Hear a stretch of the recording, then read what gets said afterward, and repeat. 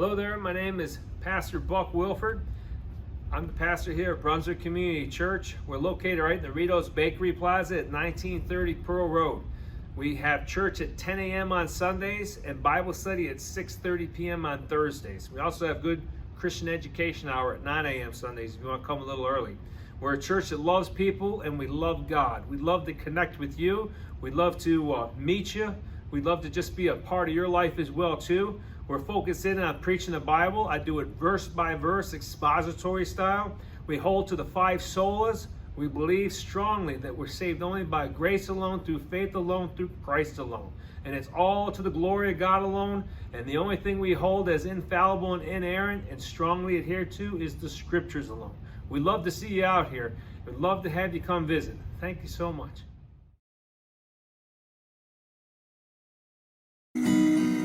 How should I gain from His reward?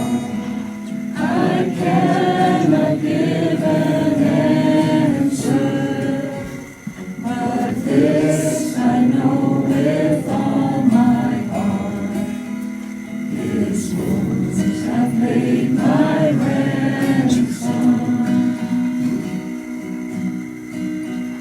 But this I know with all my heart: His wounds have paid my ransom.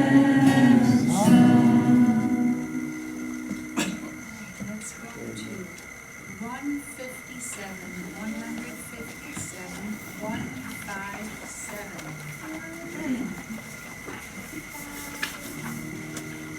I'm gonna sing verse 1, verse 2, and finish with verse 2.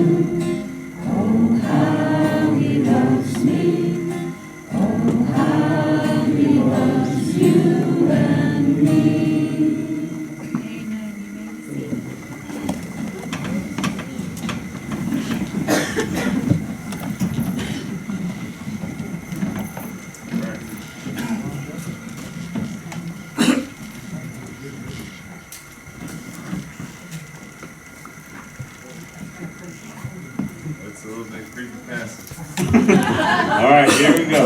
Here we go. I thought this was a good picture for today.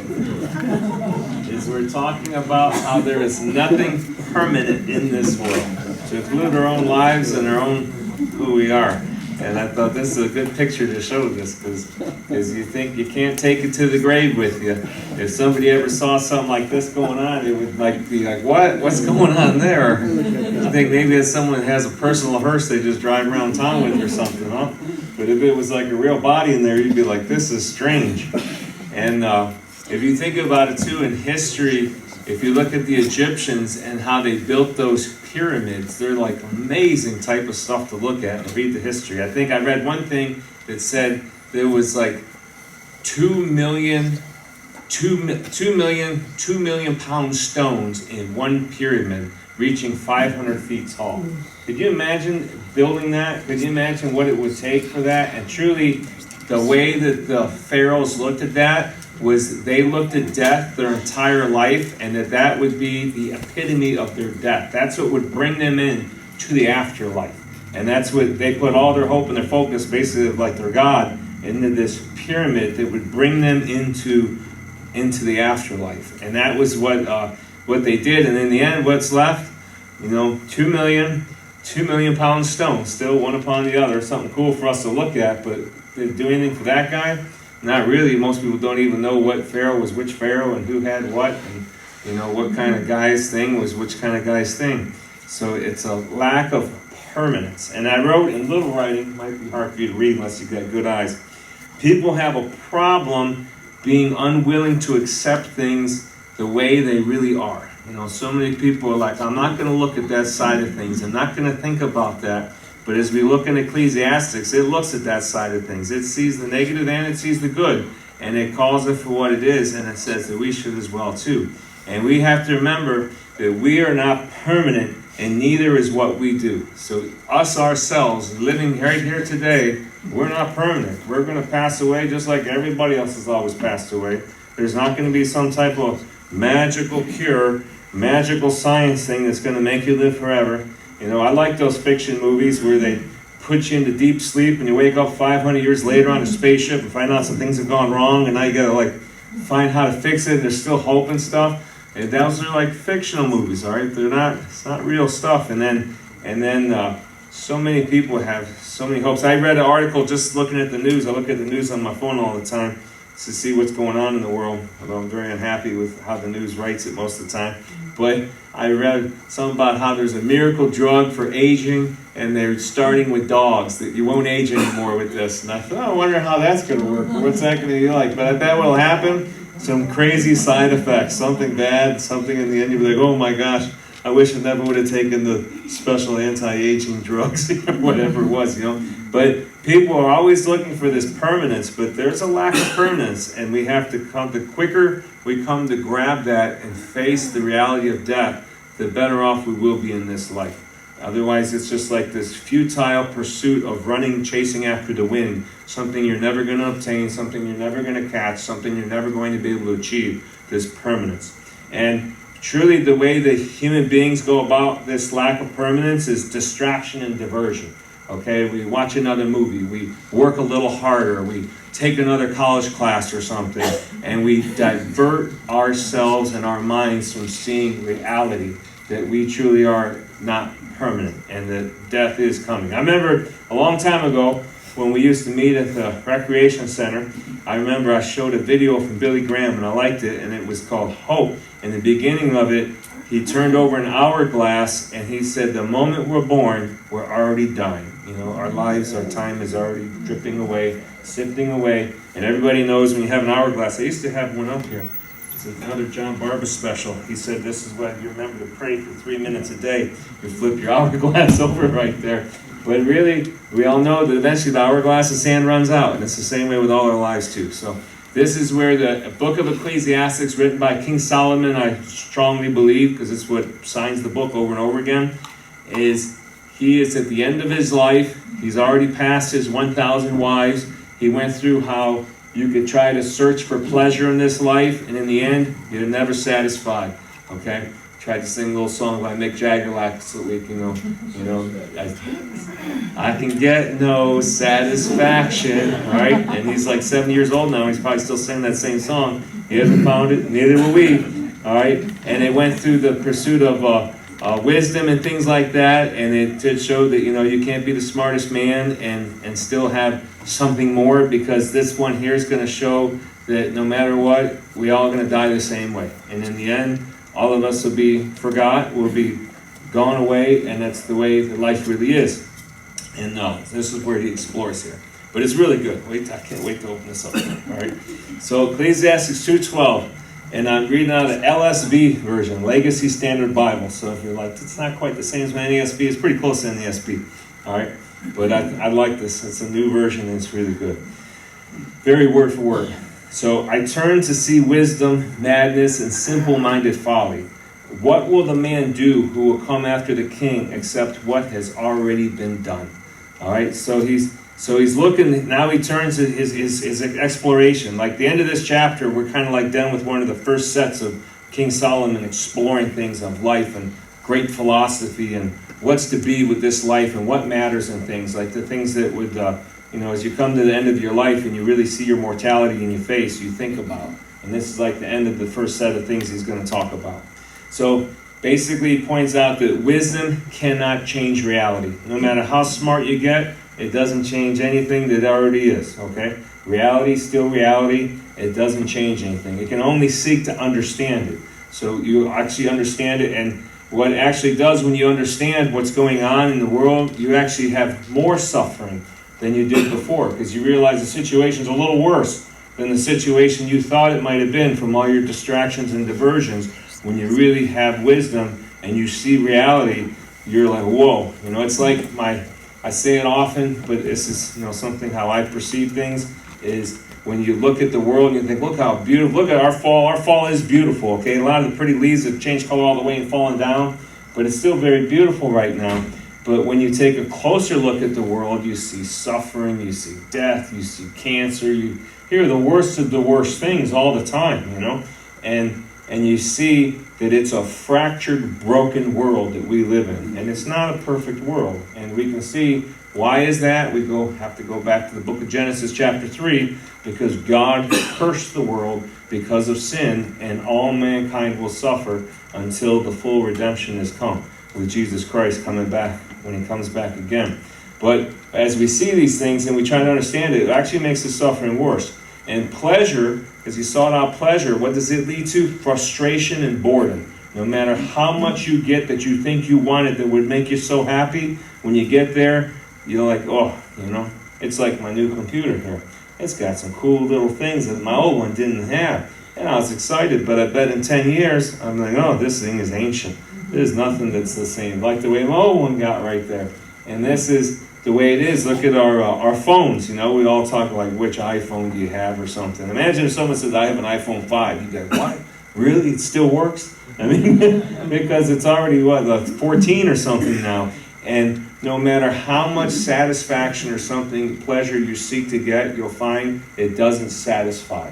It doesn't fulfill. There isn't like a race that I'm going to run this race, and at the end, I'm going to retire, and I'm just going to live in luxury. I tell you what, I work at a hospital as a chaplain. I talk to people all the time who have retired. It's a pretty popular age to come to the hospital, retirement age, all right? It's I love to see younger folks there, but it doesn't happen so much. I'm glad it doesn't happen so much. But retirement age people are there a lot. And a lot of them tell me, they say, we thought all these things would happen so good in our plans, and now we're sick. Now we have some disease. Now we got some cancer. Now we deal and fight with this every day. And that's how life is right there. It doesn't turn out like that for everybody that fast, but some people it does. Some people faster than others. And we got to know that it's not, for pleasure it leads to frustration, and it leads to boredom is where it leads. So that's not the pursuit we should be going in life. And the research he did was thorough, and there was nothing left to be done. You got to think about this. King Solomon was the richest man of his time. He was the wisest man who ever lived or who ever would live. And he was able to explore this like nobody ever could explore it. So if we think, well, the writer of that, he was all right, but I'm going to do a better job. You're not, okay? You would come to the same conclusions as King Solomon. And King Solomon had lived a long life. And King Solomon had made bad mistakes too, terrible sins. Marrying 1,000 ladies, that's not the right thing, okay? In Genesis, it says one man, one woman, Genesis 2:24, and Jesus reiterated it.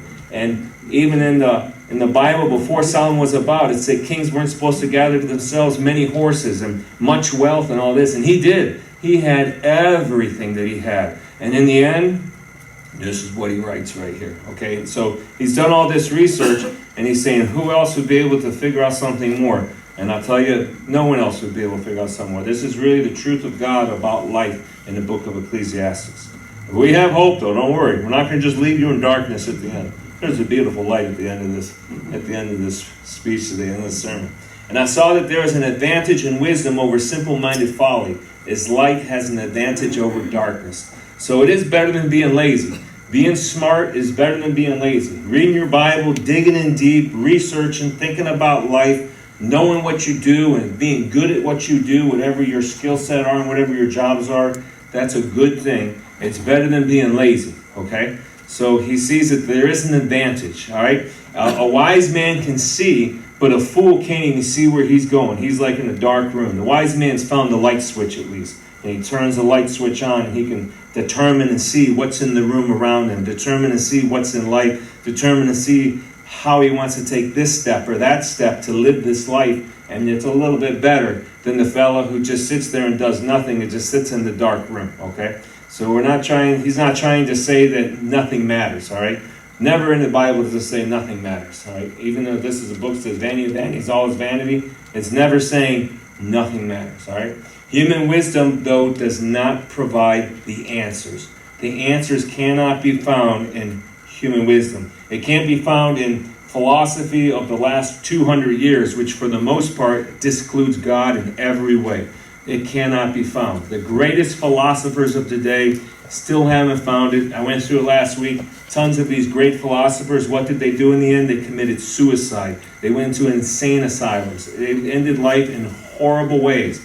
We don't read about some philosopher that brought all kinds of new wisdom to light that had a good ending. They had the most horrible ending. They had worse endings than the poor fella that was in the darkness had, really, when you look at those kind of philosophers and where human wisdom leads. It does not provide answers.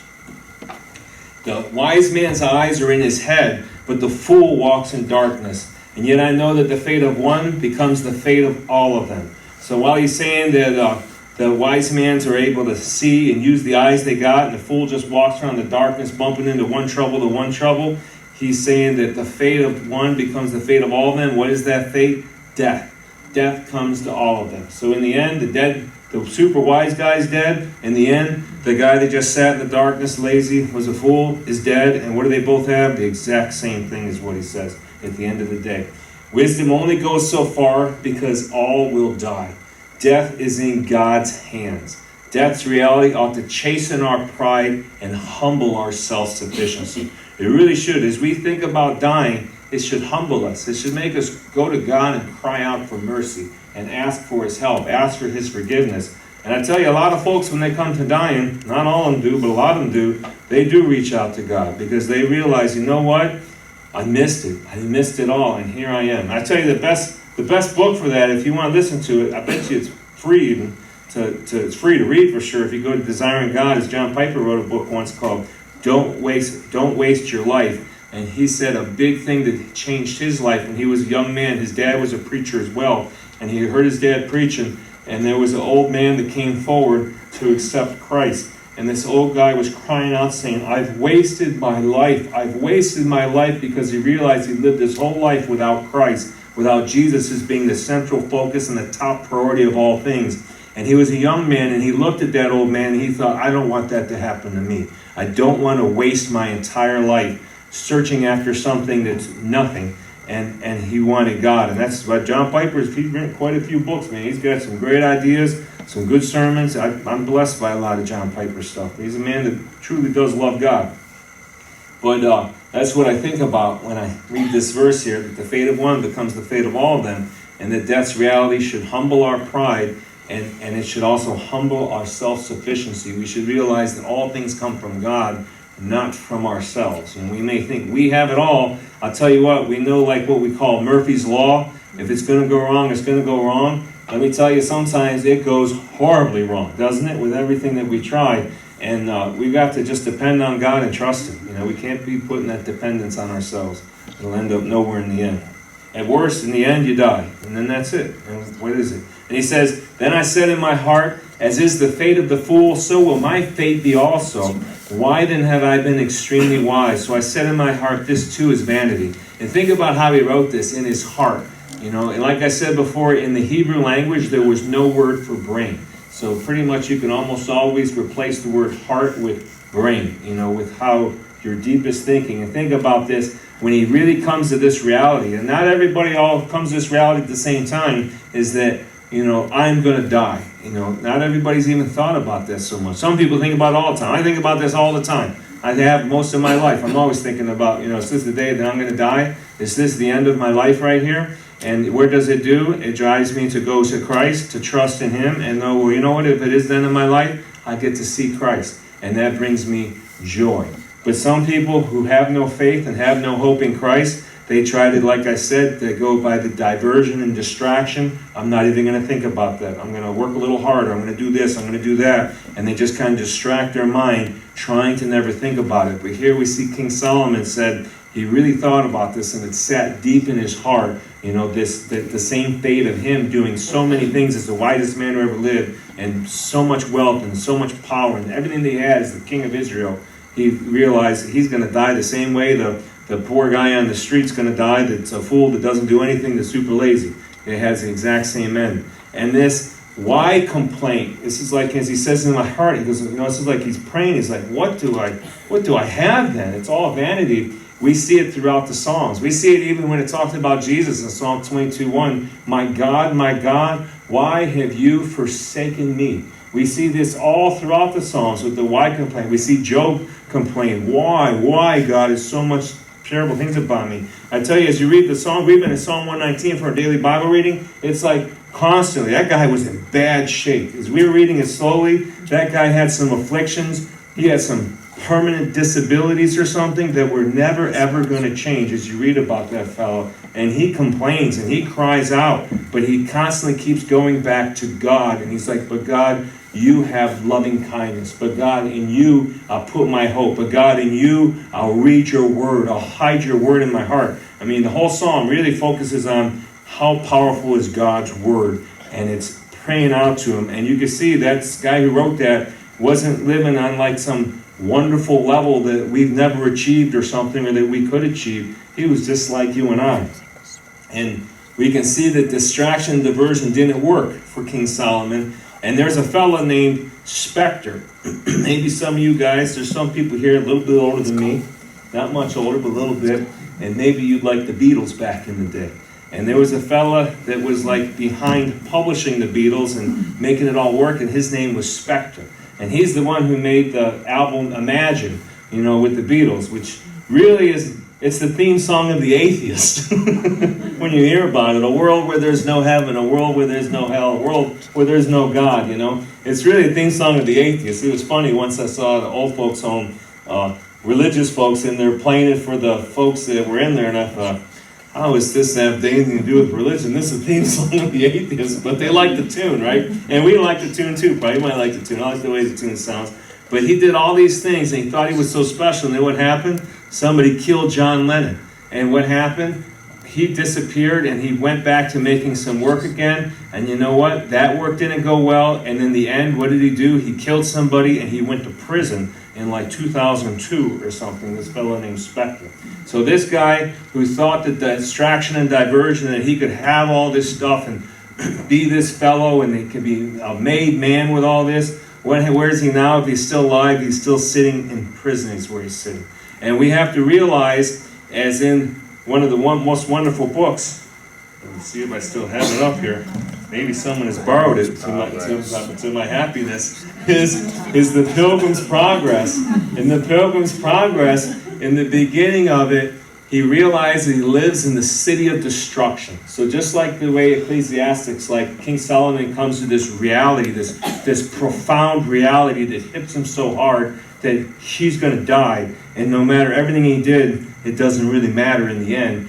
It's a city of destruction. The guy, John Bunyan, wrote about this. He says, I realized from reading this book, and he had the Bible he was reading, that I'm living in the city of destruction. And he told his wife, and he told his kids, and he told his neighbors, and Nobody cared. Nobody listened. One guy listened a little bit named Pliable, and he ran after him until all of a sudden he realized it's a hard path following the Lord too. And then he went back to the city of destruction. But the city of destruction, it's like what King Solomon realized he's living in. I'm living in the city of destruction. It's all just going to come to naught, and in the end, it's done. And that's the way this verse really pulls this out. And it says, "For there is no remembrance of the wise man along with the fool forever. And as much as in the coming days, all will be forgotten." And how the wise man dies with the fool. So it's just hitting them so hard. And I mean, we know who King Solomon was. God bless him to write the Bible and for us to hold this book. But how many billions of people do we have no idea who they ever were? How many people, our own families, just a few generations back, we don't even know what their name is. You know, you might get some Ancestry.com or 23andMe and be all fascinated and make a family tree and be like, there was a guy named this, there was a guy named that. Well, you know what? A few generations ago, somebody knew that guy or that lady. But now, it's like something like rare and profound. Like, oh my gosh, somebody existed, somebody was there. Because that's what's going to happen to the majority of us right here. And it points out that wisdom lacks permanent worth. So no matter how smart you might be, it doesn't bring on permanent worth. And all means both here. This is something like I go through the word all sometimes. All doesn't always mean all in Scripture. When you see this right here, it says, in the coming days, all will be forgotten. If you look at what that word all there means, it means both of these things are going to be forgotten. The remembrance of the person and the wisdom are both going to be forgotten about the person. Those things right there they won't exist anymore, and it'll be gone. And it'll be same as with somebody that's a fool, that's some lazy guy that just sits in a dark room of life and doesn't do anything for himself. And so it's getting kind of in a sad area. Don't worry, there's some good verses coming here too, besides the verse I put in the end too from the New Testament. "So I hated life, for the work which had been done under the sun was grievous to me, because everything is vanity and striving after wind." I've often cited this verse, and I've been citing like 13 or 14. It's 2:17. I have to pound this in my head. It's important we know our address is right to where things are at in the Bible. Here's King Solomon, who lived at the top of the world, who had everything. God gave it to him. God made him the wisest man who ever lived, and God also said, I'm going to give you all the riches as well too. Even though you didn't ask for them, I'm going to give it all to you. He had everything that people that live in this world mindset think that's what I need. That's what I need. That's what life is all about. And what did he do? He hated it. He hated life. And I think this is such a beautiful reality truth for all of us, especially if we're living in some type of false mindset or I've been calling it lately, if you had quotation marks, the CNN world. You let the CNN world dictate how you think and what your worldview is and how this world operates and how you should be. This is where you end up. I hated life. You come down to the end and you're like, I hate life. Because if that's all life is to you, it is so empty in the end, and there is absolutely nothing to it. And this is what happened to King Solomon. He said he searched all these things so hard, and he saw that he just hated life. And all it was grievous, was troublesome to him. Nothing was good to him. And I wrote at the top, only Job, Jeremiah, and Lamentations reach this level of lament, that he points out here. We've been reading that too. We just read through Jeremiah, and we just read Lamentations a little while ago too in our daily Bible readings. And oh my, if you want to read some hard, troublesome times from Jeremiah, read these things, or from Job. It'll break your heart. And yet that's somebody who loved God. And something else I noticed too as I was reading all those, how many times the word loving kindness is used in the character of God, despite the worst things in life you could possibly imagine happening, and they happen in those books. But think about this, Solomon. He was the teacher saying this. He was the master. He was the wisest man. This would be the same thing as if somebody like Bach or Mozart, who was so good with music and such an incredible composer, said, I hate music. I came to realize I hate the music. I hate this. And this was King Solomon. His specialty that God gave him above all things, his gift, was wisdom. And in the end, he says, and I hated it. I hated all this stuff. And this is the same way as if, like we listen to Bach or some beautiful music, or whoever your favorite musicians are, thinking about them at the end of the time saying, you know what, I hate it. Maybe Mick Jagger saying, I hated that song. I ain't got no satisfaction because I never did get it. Maybe Mick Jagger would say that. I don't know if he'd say it now or not. But if he reads Ecclesiastes, he might. If he sees these lights and turns the light on more. And the thing about this is just like when he says this, it's like the cry of a child that realizes at one point that life is not fair. You know, think about a little kid, or even maybe as an adult sometimes, when they think life is not fair, and they get mad because they realize, they think, I should have had this, and then I had nothing, or I had something worse than I even thought before. Life isn't fair. This is the same way as King Solomon comes to these realizations as he hated life. It's just like that. Life isn't fair. And we'll see this too, because before the end of this, it says God does what God does, you know. He may give to one person a bunch of things. He may not give to somebody else a bunch of things. God does as he pleases. But this is where King Solomon would come. And then it says, thus I hated all the fruit of my labor for which I had labored under the sun, for I must leave it to the man who will come after me. And we can see that he had no final assurance that his labor would last. The hole went deeper, and the reality of death took away the zest of life. You know, think about it. It's a little cliche that I'm going to dig myself out of the hole. While he's trying to dig himself out of this hole as he looks at death, he finds it's going deeper and deeper and deeper. Instead of finding answers, he's finding things are far worse than what he really imagined things were, is what he's doing. And this reality of death took away the zest of life that he was finding in his labor, that he was finding in all these things. And it really crushed him. And I wrote later here, but I don't want to forget, maybe I'll get caught on some other point. But who comes after King Solomon? In the Bible, his son Rehoboam comes after King Solomon. What happens to Rehoboam? The kingdom of Israel is split, and it never ever came back again together. When this happened, this was it. When King Solomon's kingdom was split underneath King Solomon's son, Rehoboam, it never came back, okay? The tribes were lost. They're gone, all right? Things never came back again after that. And King Solomon's son, Rehoboam, you know what he said? When he became king, because you imagine the wealth that King Solomon had. Where's wealth come from? From politicians? From your taxes, right? So imagine this wealth, and the people told Rehoboam, you know, it was like what was going on in the day. It was like their little media, their talk. Is like, is he going to give us a break, or is he going to be like his dad? And you know what? The elderly people, the smarter folks, the older folks, they say, give him a break.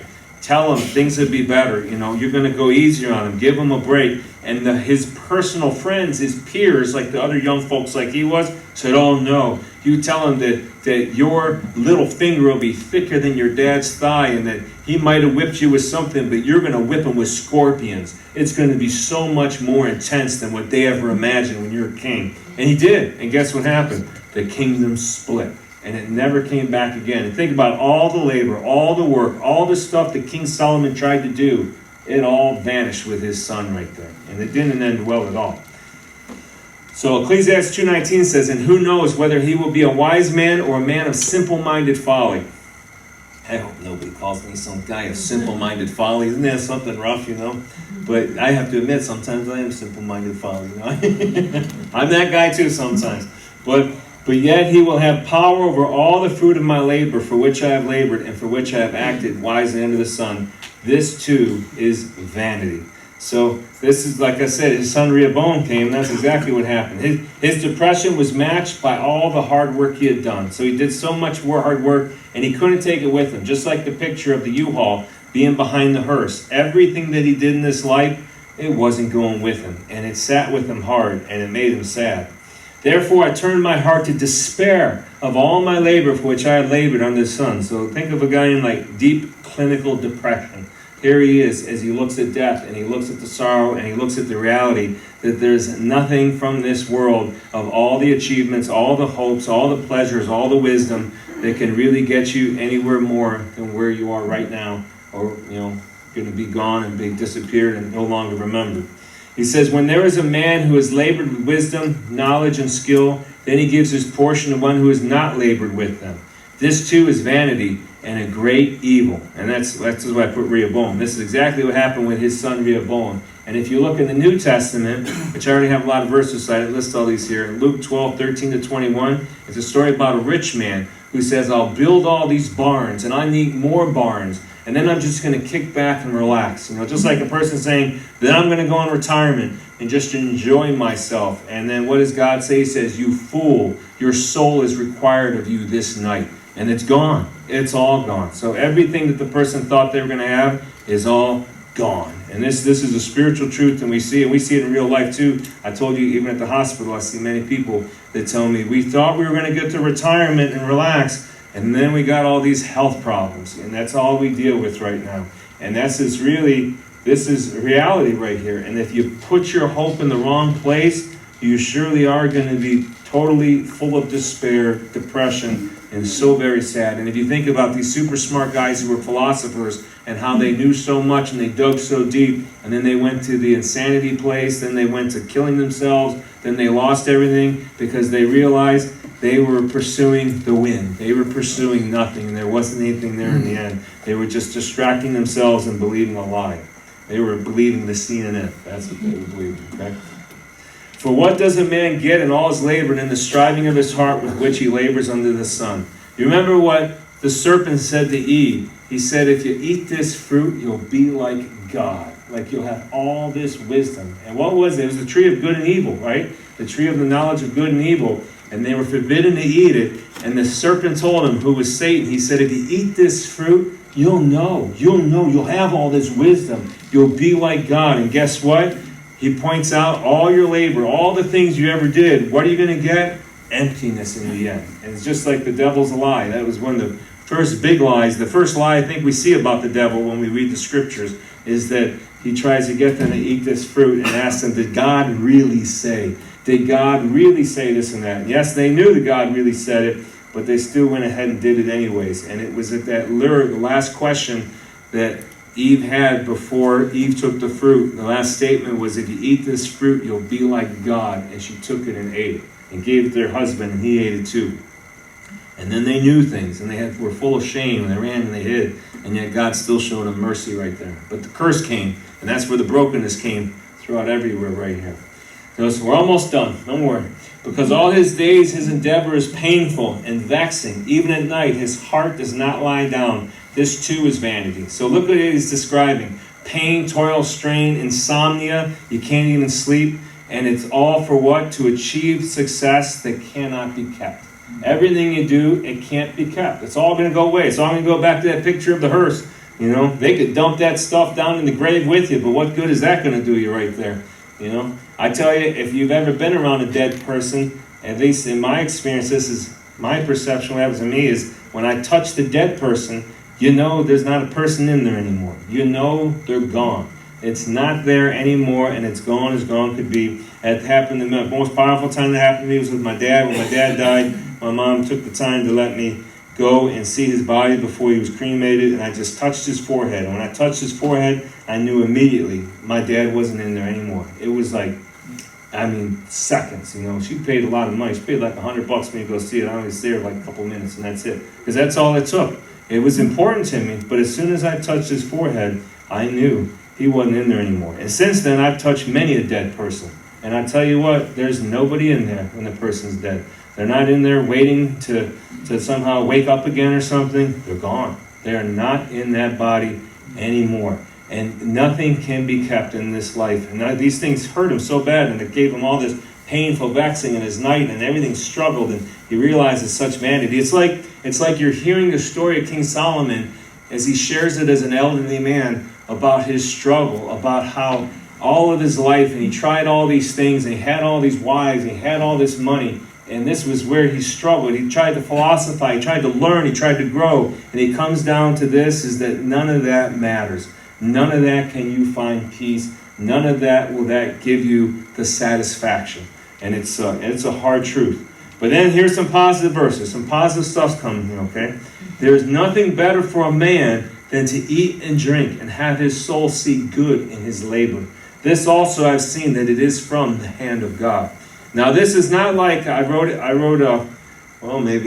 here a little bit later. It's not like eat, drink, and be merry, okay?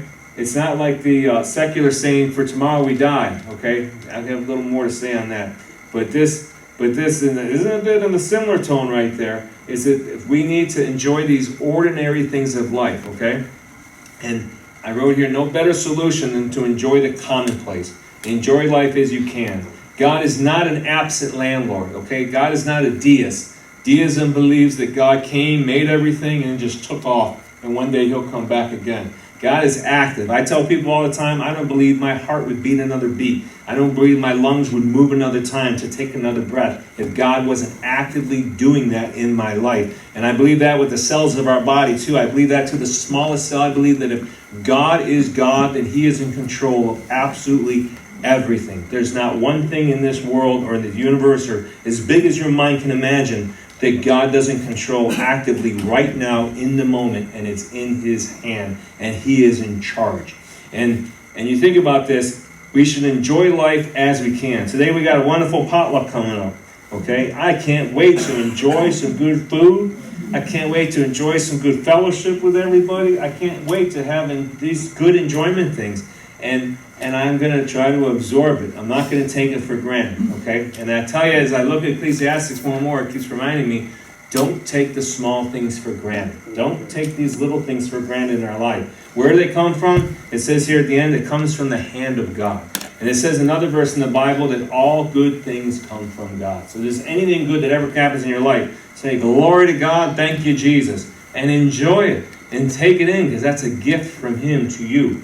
And we cannot predict the future, okay? We can enjoy what God gives us. That's all we can do. We today can enjoy what God has given us today. None of us can predict the future. All these end time folks that go so crazy, they're wrong. They've been wrong. They keep being wrong. I don't even bother listening to any of them anymore, okay? Because I'm not going to get caught down that route like that, okay? And I know what the Bible says. And I even as I studied the book of Revelation, it made me question my own pre-mill, pre-trib standings where I'm at. I'm still there, but I'm sure I'm more shaky than I was before as I stand there. But you know what? I know one thing for sure through reading Revelation is that Jesus Christ is in charge.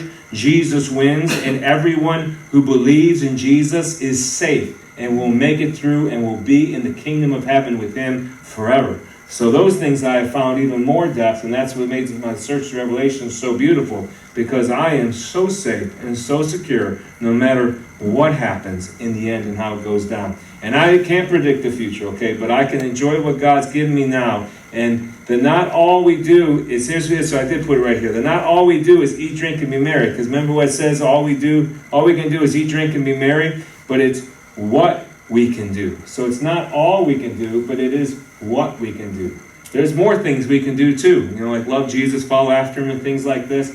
But one thing we can do is we can eat, drink, and be merry, okay? But it's not the only thing we're going to do. It's not like the hedonist, the CNN hedonist, okay?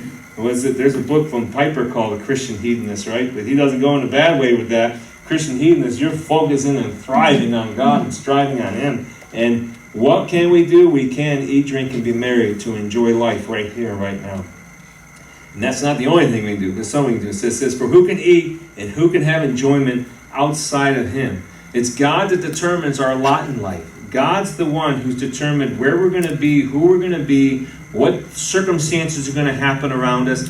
God's the one who determines these things. And what is our duty? It's to please him. Our one and soulful duty in life is to please God, and we must surrender to him. If we try to guarantee our permanence, we are doomed. If we try to say, okay, I'm going to have my body frozen and go on a spaceship and wake up in a different world in a different time and then find the key to eternal life there, you are doomed, okay? I wonder how many people have already done that and they died the moment they were frozen. And if they weren't Christian, they went to a place of eternal suffering and they thought, whoa, what have I done? And how many of them said, this isn't fair. This isn't fair. Because they wanted their sense of fairness rather than God's sense of fairness. And they had their little delusion they thought could be true, and it wasn't. We can't guarantee our permanence, since if we think we can, we're doomed. It's better to enjoy what we can each day. Each and every day, there's so many good things to enjoy. So many wonderful things. We must look at a life from an entirely different angle. It's so many stuff in the Bible too. We talk about happiness, and I've read a lot about happiness, reading about, a lot of guys have read about this there too. Really, it says that everybody all the time is doing something, making some choice toward being happy.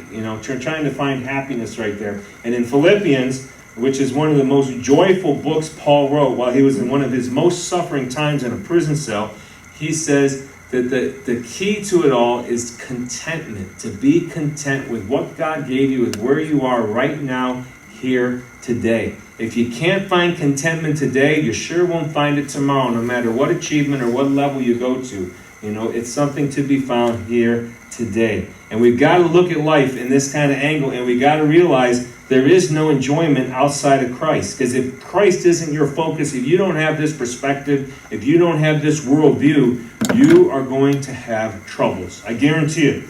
Okay? I'm more than predicted. I say it's what the Bible says, okay? If Christ isn't your main focus, in the end, you will find out that sense of reality is going to hit you like a ton of bricks. And hopefully it'll cause you to go to Christ. If it doesn't, it'll just be so sad right there. Like, because Solomon, in the end, he comes to the commandments of God and everything like that. He can't. I believe Solomon's in heaven. Okay, I believe this was Solomon's search and his life testimony that he's given us right here.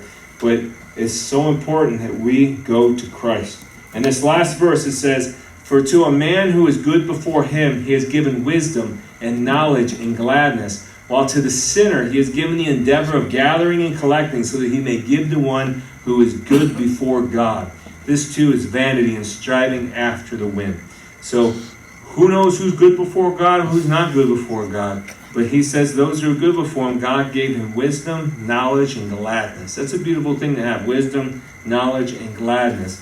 And to the other person, they're going to work hard and do all their stuff just so somebody else can get it, for somebody else to absorb it.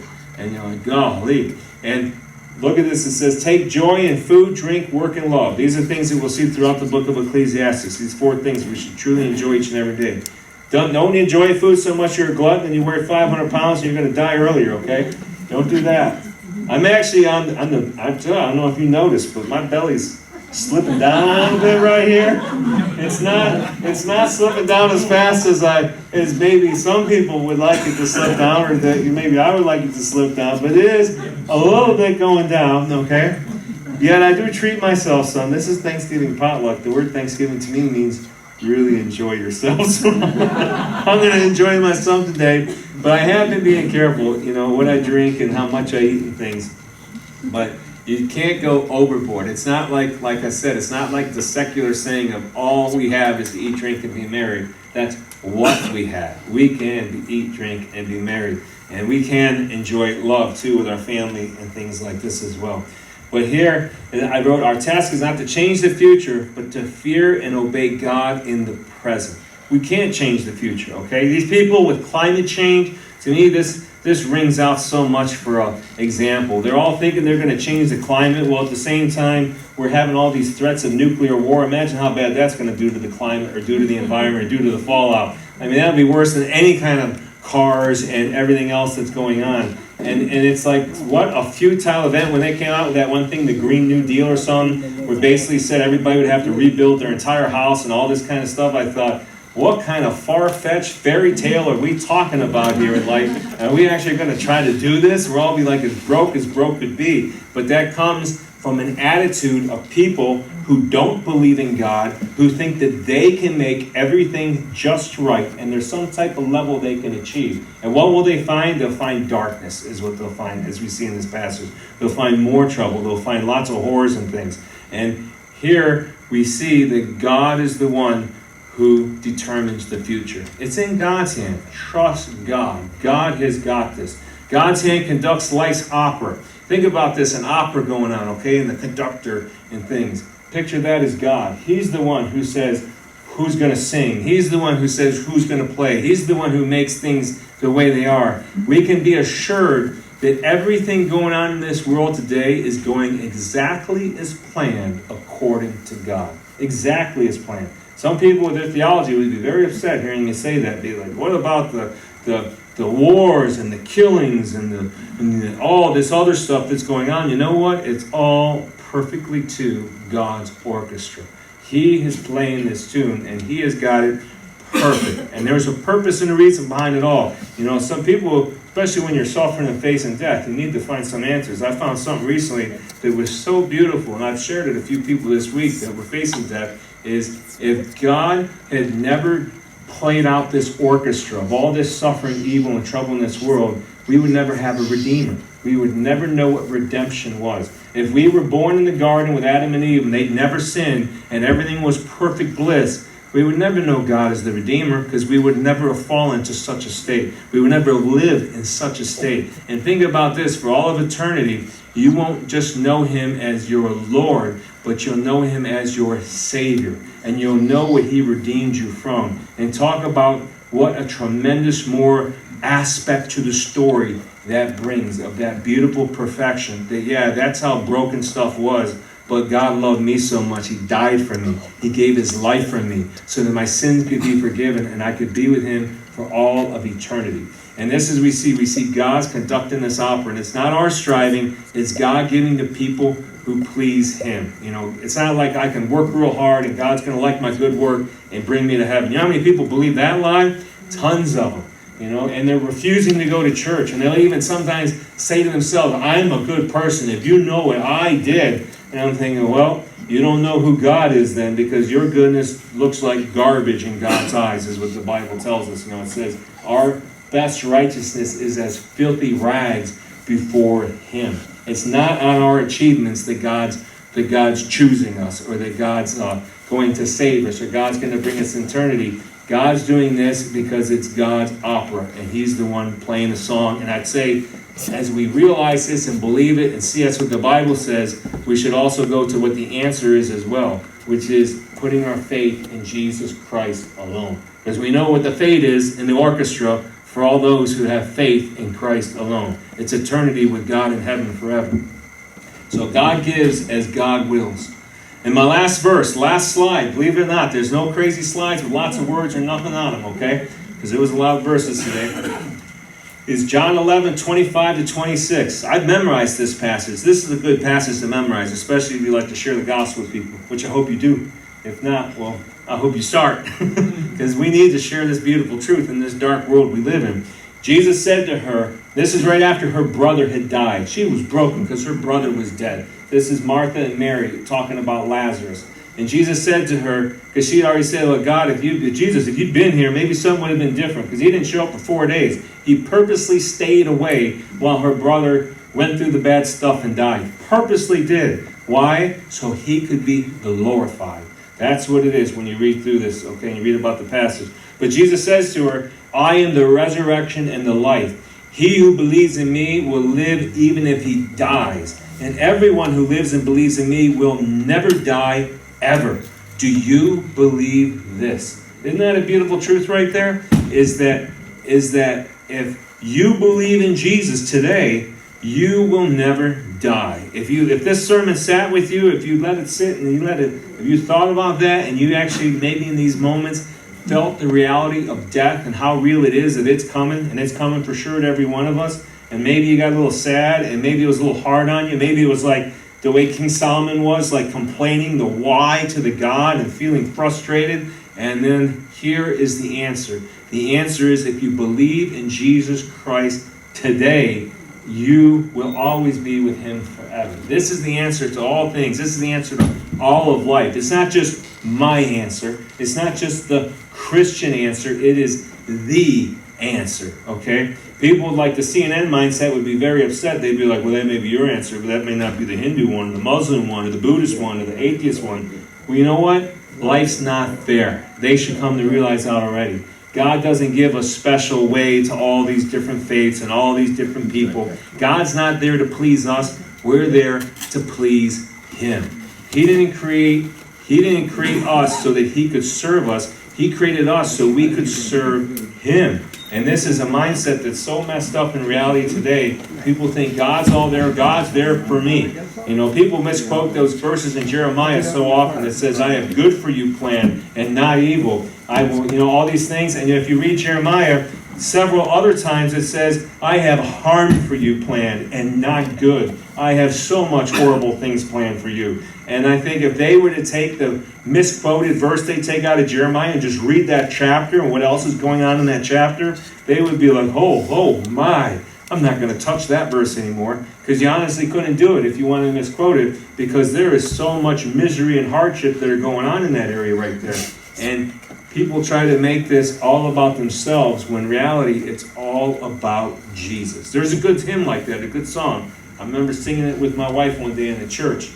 And right then I caused some trouble in that church afterward. It was a church in Germany. And in Germany, in the army, with the Protestant service, they consider a Mormon as a Christian religion. And we all sang this hymn, the church. And we were a lot of good believers in this little body of Christ there in Germany on the army post. And we sing that hymn out. It's all about you, Lord. It's all about you. It's all about Jesus. And afterwards, they had a word of testimony time. And I said, you know what? It really is all about Jesus. It's nothing about this false Mormon God or these false religions and false cults. And you can see the guy. He was a bald-headed fella, and it turned beet red as he sat there with his wife and family because he was about to preach. And he went to get up, and his wife, put her arm on him so he doesn't get up. And then I got up and I walked out of there. And so did about 10 or 11 people because I thought, I'm not standing for this cult worship stuff. And it's nothing about respect. This is the most evil thing there is. And I told the army, I said, listen, I complained to the chaplain department. I said, how is this that this is acceptable? And they said, that's the army written way. But also besides that, they don't have enough people to preach. And then I was blessed as a young seminary student in the army. I got to preach one Sunday. Probably put everybody to sleep like crazy. But at least I was standing there for Jesus trying to do the right thing and not standing there saying that you can become God one day or some baloney like the Mormons do. But the answer is in Jesus Christ alone, okay? In Christ alone is a beautiful song too, and it should be something, the song of your heart. It's all about Jesus. It's all in Jesus Christ alone. So my question to you today is, has Jesus replaced death with the ultimate reality for you? Has he replaced that in your heart? Do you believe that Jesus Christ is the answer, that it goes beyond death, that the ultimate reality of all things is in Jesus Christ? And if death has not been overcome, then what is it all about? Ask yourself that question. If your answer isn't yes to the first question, answer this one to yourself. If death has not been overcome, if Christ didn't overcome death, then what is life all about? And where does it go in the end? I'll tell you where you'll go in the end, like the way the philosophers have gone, like the way that King Solomon went, okay, before the end of Ecclesiastes. He comes to a good place in Ecclesiastes. You can flip to the last chapter, last verse, and you'll see that. If you go all the way there, chapter 12. But here, death is swallowed up in victory, okay, is what the scripture says, and it's all about Jesus. And this is a simple thing that Jesus said, I am. And that I am is like, I am Yahweh, okay? I am God Almighty. I am Jehovah God. And I am the resurrection and life. And he who believes in me will live even if he dies. And everyone who lives and believes in me will never die. And then it's punctuated with ever. Never, ever going to die. You're going to live forever with him. And then the most important question Jesus asked to Martha was, do you believe this? Because it's personal. And it's personal for every one of us. You can't just say, I went to this church, or yeah, I kind of thought about this or that. It's about where are you personally right now, right here in your life, and what do you believe, okay? It's something you can't just say, I'm a part of something. You need to say, I am a believer in Jesus Christ, okay? And it needs to be personal. That's going from the inside out. It can't just be on the outside. It's got to be from the inside out. And if you think, well, I'm not there yet, or I don't know if I'm there, I'm not sure, what should you be doing? I'd say you should be begging for the mercy of God. You should be begging him to let you have faith, to let you believe, to let you repent, and begging for that great privilege that only he can give, because as we said in these verses, it's all at God's orchestration. It's all at God's hands. And we can know from other Bible verses, he says, whosoever seeks me will find me. So if somebody's searching after God, you can know for sure you have hope and you will find God. And you can know for sure if you're searching after God, it's not even just you with your own decisions and your own self. It's God, the Holy Spirit, drawing you right now, bringing you to communion for eternity with God Almighty. And that is powerful. It's not just about your mind anymore. It's about God Almighty reaching in and grabbing you and bringing you into him. And in Jesus, that's sermons upon sermons we can go about right there. But I'm going to go close right now, and I'm going to take some prayer requests. And my boy's going to shut off my little video. I have to remember to get one of my new prayer books. I have some other ones.